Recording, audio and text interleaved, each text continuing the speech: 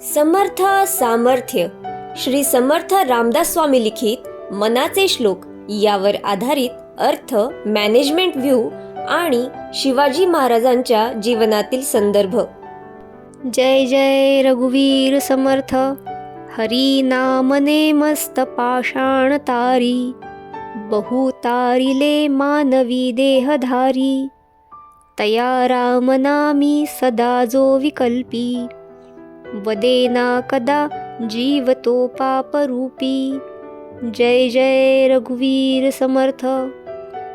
तर्क कुतर्क करणारे सहज ऐकतील तर खरं, मरण कोणाला चुकलं आहे, ते एक ना एक दिवस येणारच। मग काय फरक पडतो रामनाम घेतलं काय किंवा नाही घेतलं काय। आणि जर एखाद्याला बोलता येत नसेल, एखादा मतिमंद गतिमंद असेल, मग त्यांचा उद्धार होणारच नाही का कधी। तर रामदास स्वामी सांगतात, रामसेतू बांधताना दगडाला तरंगण्यासाठी हलके होणे गरजेचे होते, पण ज्यावेळी त्यावरून एक एक वानर जाणार तर भार जे वजन देखील पेलता आलं पाहिजे।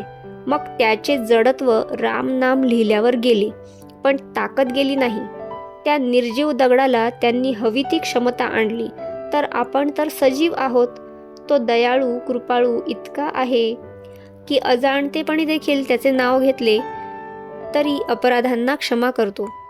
राम नाम विकल्प म्हणजे ऑप्शन, पर्याय असणाऱ्या लोकांना त्याची प्रचिती कशी येईल। तहान लागल्यावर विहीर खणणे, विहीर खणायचे काम प्रायोरिटी बेसिस, महत्त्वाचे समजून आधी प्राधान्य देऊन न करता ते बघू नंतर जेव्हा वेळ येईल तेव्हा पाहू म्हणायचं की नाही। असे करणारे दैवी प्रचितीला कसे समजू शकतील। त्यात भरीसभर हे विचार हल्लीच्या पिढीत तर फारच बघायला आणि ऐकायला मिळतात। आजचा दिवस आहे, मनासारखं जगून घ्या, उद्या कोणी पाहिलं आहे, हे वाक्य सर्रास दुसऱ्यालाही पापकर्म करायला सुचवतात। देव देव करून तरी काय मिळणार, त्यापेक्षा मजा करून घे। अर्थातच ह्या विचारांना पटवून घेण्यासाठी ना काही पुरावे लागत ना शास्त्र, लगेच मन तयार होते। जसे दगडांचे जडत्व जाऊनही गुण गेले नाही, तसे अनेक असहाय्य लोकही सगुणी झाले, त्याचेही उदाहरण आहे। वेडा म्हणून लोकांनी हिणवलेला नंतर देवाच्या कृपेने प्रकांड पंडित होतो, तर कोणी अंध असूनही हरीचे लोभस्वरूप वर्णन करू शकतो, पाहू शकतो। पण पापी जीव हे मान्य करण्यासाठी त्यावर विचार देखील करू इच्छित नाही।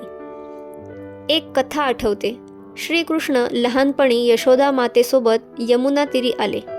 तिथे गावातील अनेक भाविक नदीपात्रात दीपदान करत होते। पाण्यात दिवे विझून जात होते। थोड्या वेळाने यशोदा माता बघते की तिचा लल्ला त्याच्या आजूबाजूला वाहत येणारे दिवे गोळा करून जमिनीवर ठेवत होता। कौतुकाने माता विचारते, हे काय करतो आहेस। लल्ला म्हणतो, दिवे विझून जात आहेत, त्यांना वाचवत आहे।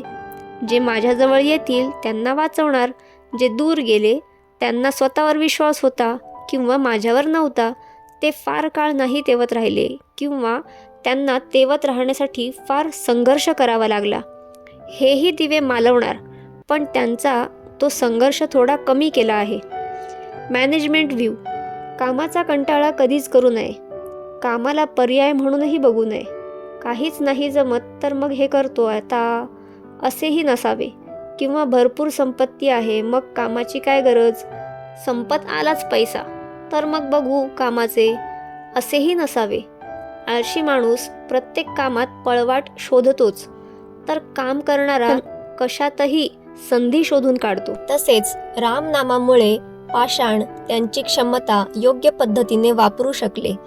तसेच आपण देखील कुठे राग दाखवावा आणि कुठे तो लपवावा हे समजून जगणे सुसह्य करू शकतो। कुटुंबाचे पालन पोषण करण्यासाठी ताकद दिली आहे।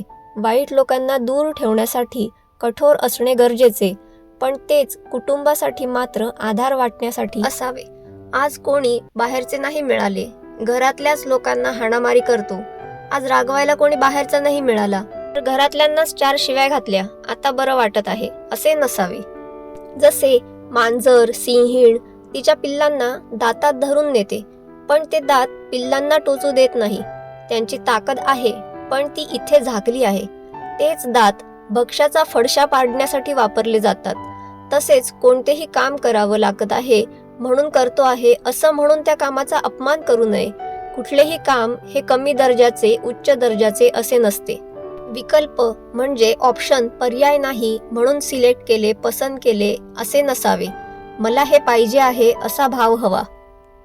स्वराज्य हे स्वप्न, ध्यास आहे. आता काही करण्यासारखं नाही म्हणून स्वराज्य स्थापन करू असे नव्हते. शहाजीराजे आणि जिजामाता यांनी प्रयत्नांची केलेली शर्थ. मग त्यांच्या आधी कोणी प्रयत्न केले नाही का? केले की. पण त्यांना हवे तसे यश मिळाले नाही. ज्यावेळी रामाची जोड मिळाली, शक्ती योग्य पद्धतीने वापरली जाऊ लागली. शहाजीराजे मुघल सत्तेत होते, पण स्वराज्य हाच ध्यास होता. दिलशहाच्या दरबारी शहाजीराजांसोबत कधीही घातपात होऊ शकत होतं, पण त्यांचे तिथले कार्य बघता आदिलशहाचे मत परिवर्तन होत होते.